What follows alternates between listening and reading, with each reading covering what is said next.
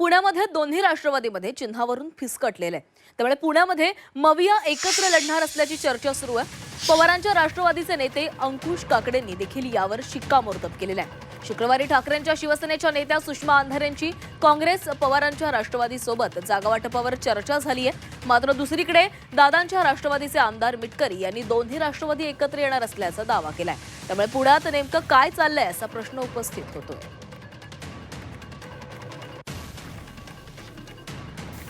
पुण्यात काँग्रेस 50 जागांवर, ठाकरेंची शिवसेना 50 जागांवर, शरद पवारांची राष्ट्रवादी 50 आणि उर्वरित 15 जागा वंचित बहुजन आघाडीला मिळण्याची शक्यता आहे। या चर्चेमध्ये काहीही तथ्य नाही। दोन्ही राष्ट्रवादी एकत्र येऊन लढणार आहेत। फक्त चिन्हाच्या बाबतीत थोडंसं त्या तुतारीवर लढायचं की घड्याळावर लढायचं या बाबतीत थोडंसं बोलणी अजून बाकी आहे। आज सकाळपासून टीव्हीवर बातम्या चालत आहेत की अजितदादा एकटेच कुठेतरी निघून गेले। ते कुठंच गेलेले नाही, ते पुण्यात त्यांच्या जिजाई बंगल्यावर आहेत। त्यामुळं दोन्ही राष्ट्रवादी जवळपास पुण्यामध्ये अजितदादा जो निर्णय घेतील त्या निर्णयाच्या अनुषंगानं पुढचा विचार होणार। यांच्या चर्चा खूप पुढे गेलेल्या मी ऐकल्या दोनही राष्ट्रवादींच्या। त्यावरून घड्याळावरून लढा की मग ते तुतारीवरून लढा वगैरे त्यांचा तो विषय होता। आणि मला ज्यावेळेस या संदर्भात त्यांच्या बैठका झाल्या त्याच वेळेस आम्ही निर्णय घेतला की जर शरद पवारजी अजित पवारांच्या बरोबर जात असतील तर आपण आपला पक्ष स्वतंत्रपणे लढेल। हा निर्णय मी यापूर्वीच आमच्या पक्षाच्या नेत्यांनी आणि आम्ही जाहीर केलेला आहे। मला माहीत नाही काय चाललंय। तुम्ही हा प्रश्न त्यांना विचारू शकता। त्यांच्या पक्षात काय चाललंय हे मी कसं काय बोलू।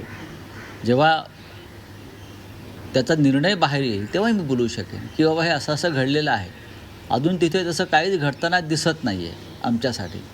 शिवसेना आणि मनसे या दोन पक्षात चर्चा झालेली आहे आणि आता आज उद्याकडे आम्ही त्या संदर्भात निर्णय जाहीर करू। पुण्यामध्ये आम्ही शिवसेना काँग्रेस यांच्याबरोबरच आमची 3 पक्षाची आणि आमचे इतर मित्र पक्ष जे आहेत त्यांची आम्ही आघाडी केलेली आहे आणि त्यांच्या बाबतीमध्ये जागा वाटपाच्या बाबतीमध्ये आमची चर्चा चांगली समाधानकारक चालू आहे।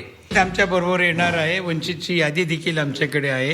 आता त्यांना कसं सामावून घ्यायचं ते आम्ही प्रयत्न करतोय। आणि शिवसेना आहे त्यामुळे मनसेचा आणि शिवसेना काय असेल ते ठरवेल।